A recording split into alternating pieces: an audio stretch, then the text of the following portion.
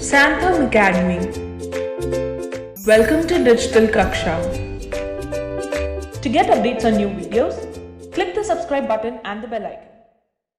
सुप्रभात विद्यार्थी, आज फिर एक नया वीडियो हम आपके लिए यहाँ पर लेकर आए हैं और आज जो हम यहाँ पर विषय लेकर आए हैं वह है हिंदी में समास। जैसा कि हम सब जानते हैं कि कक्षा 10वीं में इस बार समास भी है और इसी समास के विषय में आज हम यहाँ पर पढ़ेंगे। समास के बारे में, समास विग्रह करने के बारे में, समस्त पद बनाने के लिए यदि हम कुछ छोटे छोटे बातों का ध्यान रखें तो आसानी से किसी भी समास को, किसी भी शब्द में समास का कौन सा भेद है या उसका विग्रह किस प्रकार से होगा, यह बहुत आसानी से हम जान सकते हैं। सबसे पहले तो हम यहाँ पर यह समझ लें कि वास्तव में समास हम कहते किसे। तो यहाँ पर हमें यह ध्यान रखना होगा कि जिस प्रकार से संधि होती है ठीक उसी प्रकार से समास भी उसका विग्रह या उसका समस्त पद बनाना होता है। जहाँ पर संधि में वर्णों का मेल होता है वहीं दूसरी ओर समास में शब्दों का मेल होता है या उसका विग्रह होता है।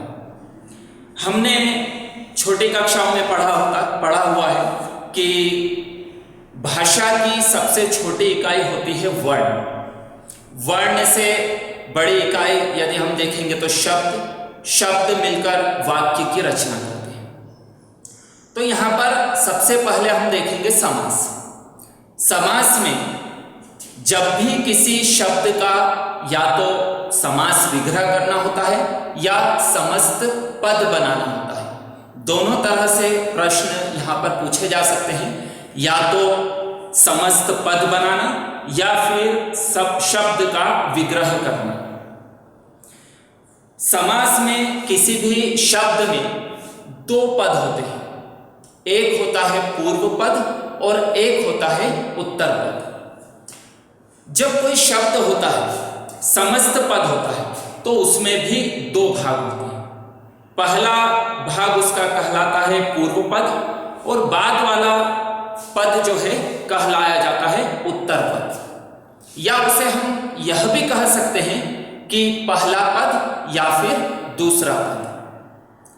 तो सबसे पहले हम देखते हैं समास की परिभाषा।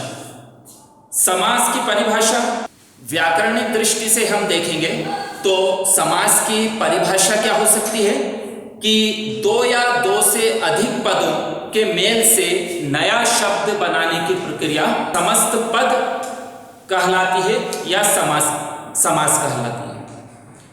जब हम किसी समस्त पद को अलग अलग करते हैं तो उसे हम कहते हैं समास विग्रह करना। तो सबसे पहले हम यह जान लें कि वास्तव में समास के कितने भेद होते हैं या समास के कितने प्रकार होते हैं। तो यहाँ पर हम देखेंगे सबसे पहला इसमें जो भेद होता है वह होता है तत्पुरुष समास। तत्पुरुष समास जो है, तत्पुरुष समास में कौन सी बात ध्यान रखने वाली है? तो तत्पुरुष समास में हमें यह बात ध्यान रखना होगी। पहले तो परिभाषा के रूप में देख लें। सबसे पहले हम यहाँ पर इस समास में यह देखेंगे कि तत्पुरुष समास में उत्तर पद प्रधान होता है और पूर्व पद गौण होता है। अर्थात जो पहला वाला पद होता है वह क्या होता है? प्रधान होता है। जैसे उदाहरण के लिए ग्रामगत। अब यह जो शब्द है ग्रामगत दो शब्दों से मिलकर बना है। इसमें कौन कौन से शब्द हो गए? एक यहां पर है ग्राम और दूसरा है गत। जब तो इस समास में पहला पद क्या होता है? प्रधान। तो यह पहला पद या जिसको हम कहते हैं पूर्व पद और यह है उत्तर पद जिसे हम कहते हैं दूसरा पद। तो इस समास में पहला पद जो होता है वह कैसा होता है? प्रधान होता है। इस समास में दूसरी बात जो ध्यान रखने वाली है वह यह है कि इस समास का विग्रह करने पर दोनों शब्द या तो विभक्ति चिन्ह से जुड़ते हैं और यदि विग्रह दिया हुआ है तो उनके बीच में जो विभक्ति चिन्ह कारक लगा हुआ है वह क्या होता है, हट जाता है। जैसे ग्रामगत, यदि इस शब्द का हम विग्रह करते हैं तो यह हो जाएगा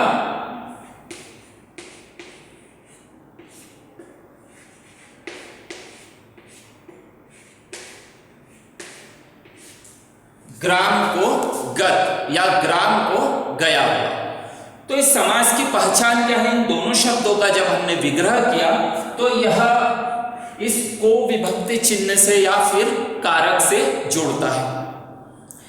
तो तत्पुरुष समास जो होता है उसमें हमेशा हमें इस बात का ध्यान रखना है कि या तो शब्द का विग्रह दिया हुआ है तो निश्चित रूप से उसमें कहीं कारक चिन्ह विभक्ति चिन्ह होगा, कर्ता ने तो ने, कर्म को। तो ये जो विभक्ति कारक हमने पढ़े हैं, तो ये जो कारक चिन्ह है, कारक शब्द है, विभक्ति चिन्ह है, विग्रह करने पर यह इस विभक्ति चिन्ह से कारक चिन्ह से जुड़ेगा। या फिर यदि विग्रह दिया हुआ है, इस तरह से दिया हुआ है, तो हम आसानी से यदि उस शब्द के बीच में कहीं कारक चिन्ह विभक्ति चिन्ह आया है तो हम उसको देखकर पहचान सकते हैं कि यह तत्पुरुष समास है। इसी तरह से और उदाहरण हो सकते हैं, सूर रचित, सूर के द्वारा रचित, यश प्राप्त, यश को प्राप्त, राजकुमार, राजा का कुमार। तो यहाँ पर इन सारे शब्दों में हमने यही देखा कि इन शब्दों का विग्रह करने पर शब्द जो है वह विभक्ति चिन्ह से जुड़ता है, कारक चिन्ह से जुड़ता है। तो तत्पुरुष समास जब भी होगा तो हमें इस बात का ध्यान रखना होगा कि या तो समस्त पद अर्थात बिना विग्रह किया हुआ समस्त पद दिया हुआ है, यदि उसका हम विग्रह करेंगे तो वह विभक्ति चिन्ह से जुड़ेगा, कारक चिन्ह से जुड़ेगा।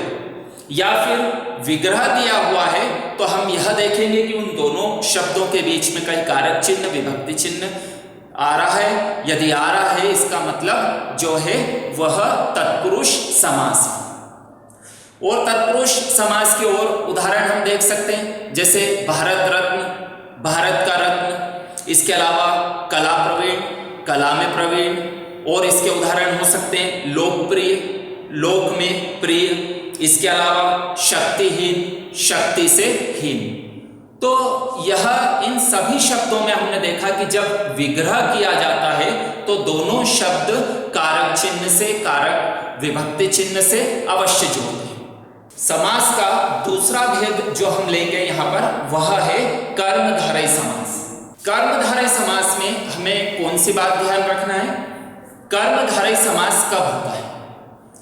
यह समास के प्रारंभ में हम पढ़ चुके हैं कि किसी भी समस्त पद में दो पद होते हैं, या तो पहला पद पूर्व पद और दूसरा पद उत्तर पद। तो यहाँ पर भी वे ऐसे शब्द कि जिनमें विशेषण विशेष्य का संबंध हो या फिर उपमान उपमेय का संबंध हो। जैसे उदाहरण के लिए यहां पर हम एक शब्द लेते हैं नीलकंठ।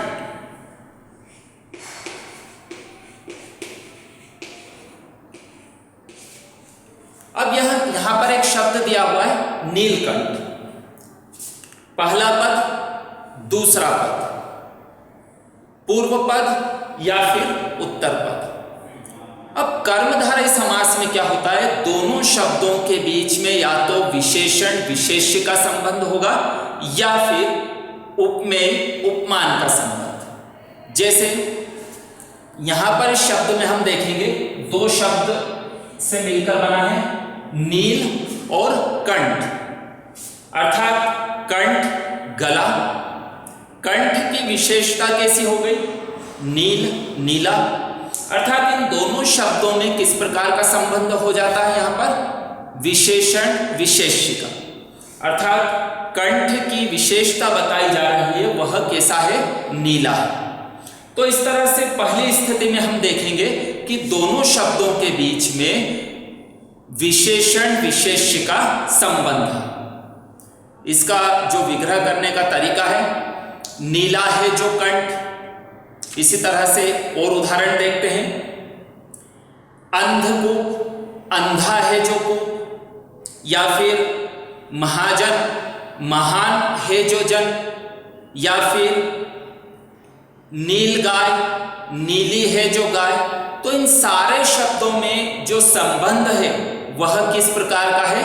विशेषण और विशेष्य का। कर्मधारय समास में दूसरी स्थिति कि शब्दों के बीच में हमेशा उपमान या उपमेय का संबंध भी हो सकता है। उपमान उपमेय से यहां पर क्या आशय है कि एक शब्द उपमान होगा और दूसरा शब्द उपमेय। उदाहरण के लिए यहां पर हम एक शब्द लेते हैं, देहलता।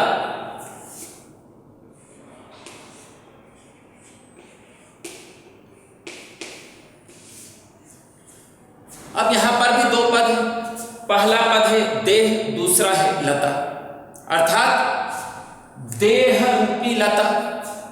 अर्थात यहां पर देह की, शरीर की तुलना, उसकी उपमा किससे की गई है?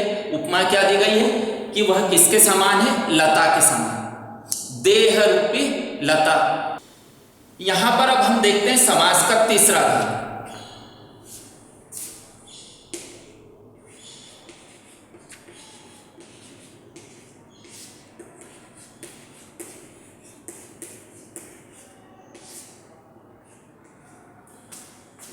तीसरा भेद है द्वंद्व समास।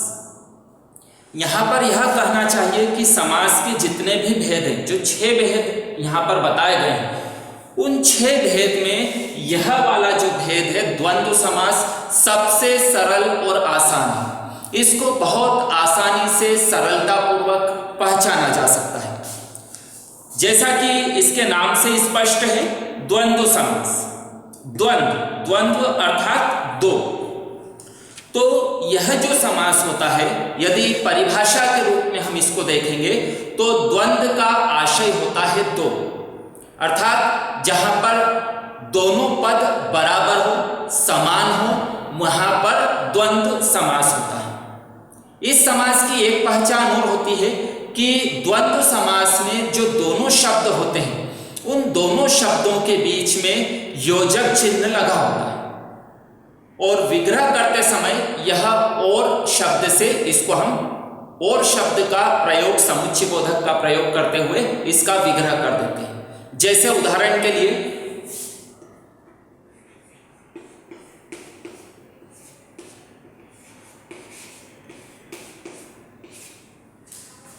माता पिता, दो पद है माता पिता। द्वंद्व समास की सबसे अच्छी पहचान है कि दोनों शब्दों के बीच में योजक चिन्ह लगा हुआ होता है। ठीक है, यदि योजक चिन्ह हमको दिखाई देता है तो अधिकतम बार निश्चित रूप से वह समास का कौन सा भेद होगा? द्वंद्व समास।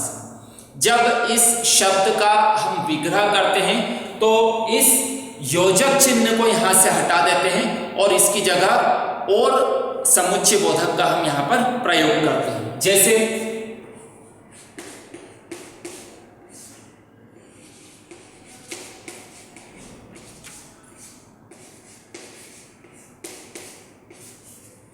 जब विग्रह करेंगे तो क्या होगा?